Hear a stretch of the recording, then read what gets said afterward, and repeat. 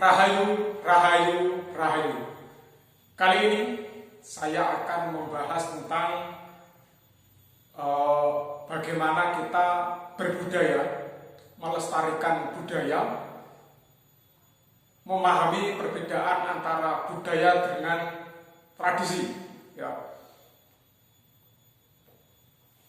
Kalau kita bicara budaya, budaya itu adalah hasil karya manusia yang didasarkan kepada olah rasa, olah pikir yang sifatnya kolektif. Itu budaya. Ya.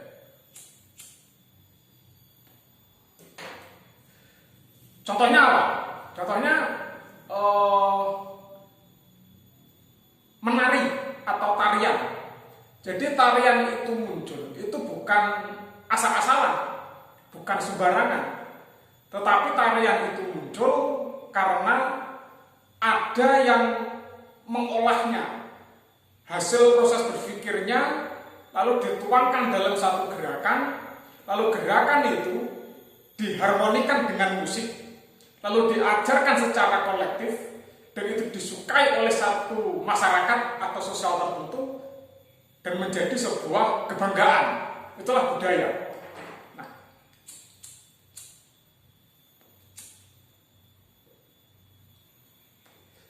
budaya yang terus dijalankan dari generasi ke generasi itu menjadi sebuah tradisi. Nah, contohnya misalnya tari jaipong, tari reog, tari serimpi, tarian apapun yang diwariskan secara turun-temurun menjadi sebuah tradisi. Nah, jadi kalau kita bicara tradisi sama budaya itu sebenarnya nggak sama. Di mana bedanya? Tadi itu, kalau budaya itu adalah hasil karya manusia yang diolah dengan rasa, tapi kalau tradisi adalah budaya atau ajaran apapun yang diwariskan secara turun-temurun dari zaman ke zaman, dari generasi ke generasi, itu harus disebut dengan tradisi. Jadi tradisi itu bukan hanya budaya, arsitektur juga bagian dari tradisi. Contohnya apa? Candi misalnya.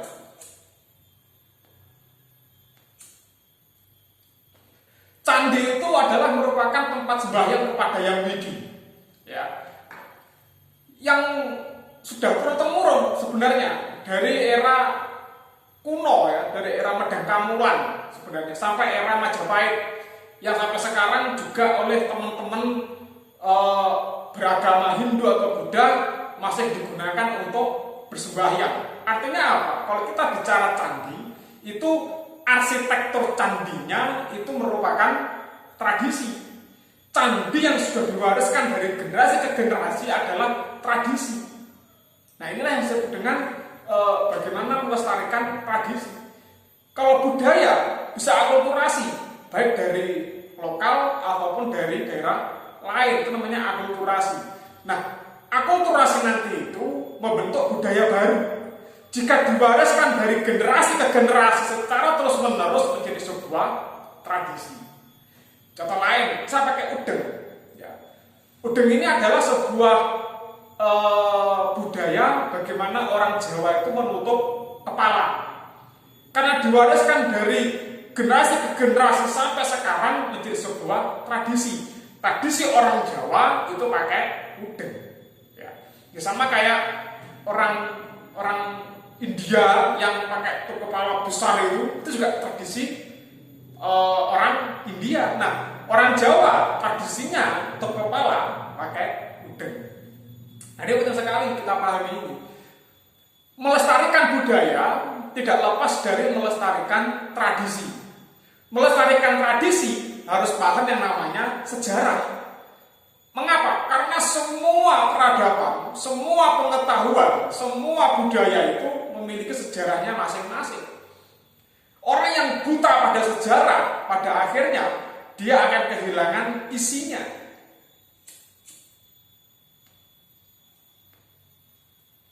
Sama lah kayak orang pengen melestarikan tarian, tapi dia tidak tahu kenapa tarian itu muncul. Orang ingin melestarikan udeng, tapi dia nggak tahu sebenarnya munculnya udeng ini? Apa manfaatnya udeng? Dan seterusnya. Nah, sehingga apa? Kalau kita ingin melestarikan budaya, kita tahu sejarah dulu dengan benar. Orang datang ke candi, orang harus tahu fungsi candi itu apa. Kalau orang datang ke candi cuma rekreasi, senang-senang, happy-happy, maka dia akan kehilangan esensi dari sebuah tradisi tentang berkunjung ke candi. Nah, orang ke candi itu seharusnya adalah dia sembahyang, mengasah spiritualnya, mengasah jiwanya, dia semedi. Jadi ke candi itu adalah rekreasi rohani, bukan rekreasi fisik saja. Loh, apa nggak boleh kita rekreasi fisik? Boleh-boleh saja. Tapi kalau tidak paham esensi dari apa itu fungsi candi, maka yang datang ke candi dia hanya selfie, foto-foto dan lain sebagainya. Sehingga apa? Dia pulang dari candi yang dapat apa? Cuma kesenangan lahiriah, tapi kesenangan batinnya tidak tercapai. Nah, itulah kalau kita bicara melestarikan budaya, harus melestarikan tradisi.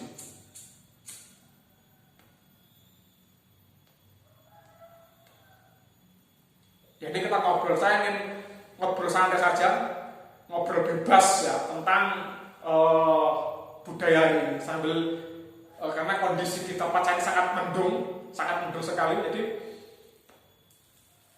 lebih enak ya sambil menikmati rokok hasil tembakau pribumi. Ya. Nah, lanjutkan.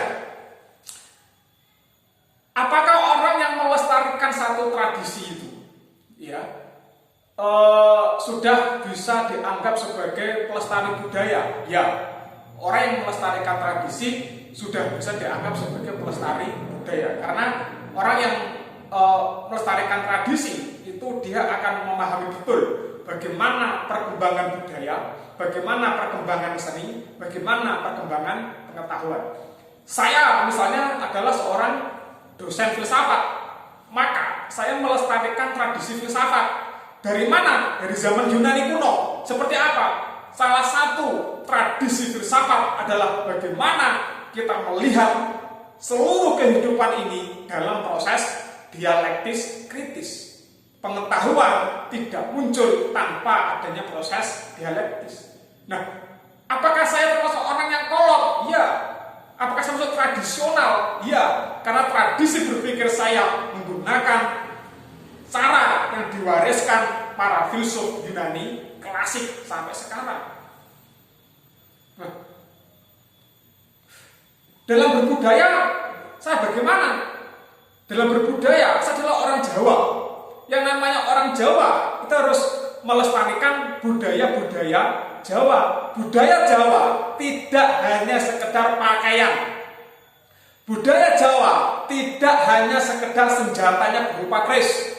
Tapi budaya Jawa adalah juga bertuturnya, bertingkah lakunya, bagaimana kehidupan sosialnya, itu harus diterapkan. Ketika saya berbicara dengan orang tua, maka dalam budaya Jawa saya harus menggunakan bahasa halus. Panjenengan, kalau saya mau ingin bertanya, apakah Bapak sudah makan? Maka saya bilang, nopo panjenengan sampun dahar, nopo panjenengan tasik gerak, apakah Bapak masih sakit? Artinya apa? Kalau kita bicara budaya, artinya seluruh sistem kebudayaan harus kita pahami dengan total. Termasuk apa? Termasuk belajar aksara Jawa. Hari ini banyak generasi-generasi Jawa kita hari ini itu kurang mengerti lah. Kalau saya bilang tidak mengerti susah. Ya, mereka kurang mendalami tentang aksara Jawa. Padahal aksara Jawa itu adalah satu aksara yang sangat luar biasa sekali, penuh dengan seni, artistiknya tinggi sekali, penuh dengan makna. Bagi saya, orang Jawa, aksara Jawa adalah aksara suci. Kenapa dibilang aksara suci? Karena aksara Jawa itu mengandung nilai spiritual spiritualitas ketuhanan yang sangat luar biasa sekali. Nah, melestarikan tradisi itu juga harus melestarikan aksaranya. Kenapa? Karena aksara itu menjadi bukti tingginya sebuah peradaban manusia. Dari yang paling sederhana sampai yang paling kompleks, itu tidak lepas dari yang namanya aksara. Nah, kita sebagai orang Jawa ini sudah mulai kehilangan rasa cinta dan melestarikan tentang aksara Jawa tadi. Banyak orang itu kursus bahasa asing, bahasa Inggris, bahasa Arab, bahasa Cina, bahasa Jepang, bahkan mempelajari juga aksara-aksara mereka. Yang belajar bahasa Jepang pasti belajar huruf hiragana dan katakana. Yang belajar bahasa Mandarin tentu belajar huruf-huruf kanji Cina. Yang belajar bahasa Arab tentu belajar aksara-aksara hijaiyah. Lalu kenapa kita sebagai manusia Jawa yang punya aksara Jawa tidak mencintai aksara kita atau kurang mencintai aksara kita dan tidak melestarikan aksara Jawa kita? Ini sebenarnya PR besar bagi kita generasi-generasi muda Jawa ini. Jangan sampai 10 tahun kemudian anak-anak kita itu tidak tahu aksara Jawa. Nah, ini rasa saya ini sangat prihatin sekali. Di zaman saya aja hari ini tahun 2020 itu yang betul-betul bisa aksara Jawa, melestarikan aksara Jawa itu sangat minim lah. Paling ya nggak nyampe 50%. Sangat sedikit sekali. Mayoritas manusia Jawa hari ini kurang memahami atau kurang tahu bahkan tentang aksara Jawa. Teman-teman saya aja itu nggak tahu aksara Jawa. Ada 1-2, tapi dibandingkan yang lainnya ya sangat sedikit sekali.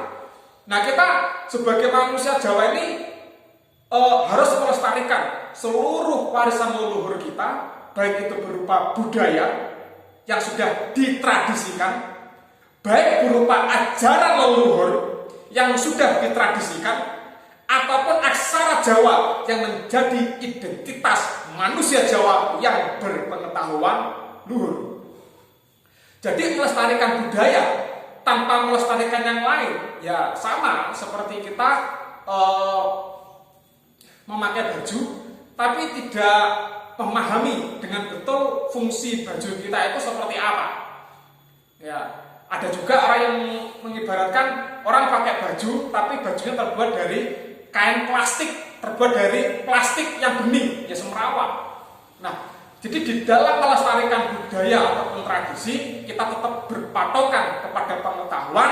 Pengetahuan itu harus menelusuri sejarahnya sehingga tepat. Nah, banyak orang sekarang euforia, kita lestarikan budaya kita, tetapi tidak melestarikan tradisi-tradisi yang lain. Apa terjadi? Ya percuma. Orang melestarikan candi, tapi candi tidak dijadikan sebagai tempat sembahyang kepada yang widi. Apa yang mau dilestarikan? Yang ada hanyalah merawat fisiknya, euforia. Oh, di zaman dulu nenek moyang saya bisa membuat candi, ya. Tapi nggak tahu fungsinya candi itu apa. Datang ke candi, selfie, suka-suka. Padahal datang ke candi, kita harus khusyuk. Di sanalah rekreasi spiritual itu diasah di sebuah candi. Nah, itu penting sekali. Jadi jangan sekedar teriak-teriak atau kampanye tentang melestarikan budaya, tetapi kita tidak memahami sejarahnya secara detail. Nah, ini penting ya kalau kita ingin bicara budaya secara holistik. Ya, saya pun sama. Sampai sekarang saya masih mengkaji tentang Sang Hyang Kamahayanikan. Ya, ini warisan leluhur. Ya, ini adalah karya yang luar biasa sekali, Sang Hyang Kamahayanikan ini. Ya, ini warisan leluhur kita. Ini siapa penulisnya ini? Sebentar, saya lihat.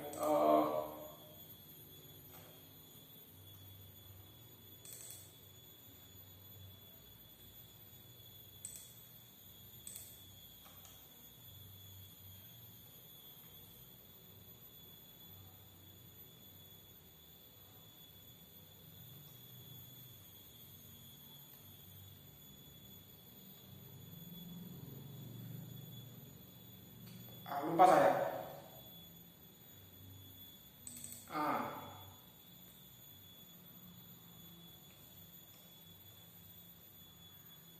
Jadi Sang Hyang Kamahayanikan ini ditulis oleh seorang raja Jawa yang bernama Empu Sendok pada tahun 869 Saka atau 947 Masehi di Jawa Timur. Pedang Kamelan Jawa Timur itu di daerah Kediri sampai Sidoarjo sekarang. Artinya apa? Kita melestarikan budaya juga harus melestarikan pengetahuan-pengetahuan yang diwariskan leluhur kita. Melestarikan ajarannya, melestarikan ritual-ritualnya, metik pari, penghormatan kepada Dewi Sri dan seterusnya. Itu bagian dari kita sebagai pelestari warisan leluhur. Jadi sebagai generasi muda hari ini kita harus semangat, harus terus berjuang bagaimana cara kita melestarikan apa yang sudah ditulis, apa yang sudah dihasilkan dari leluhur-leluhur Jawa. Semoga hari ini menjadi titik bangkit revolusi di mana budaya Jawa, di mana tradisi Jawa, di mana ajaran Jawa itu bangkit seperti era keemasan zaman Majapahit, era zaman Singosari, era zaman Kadiri, dan seterusnya. Sekian dari saya. Salam Nusantara. Rahayu, Rahayu, Rahayu.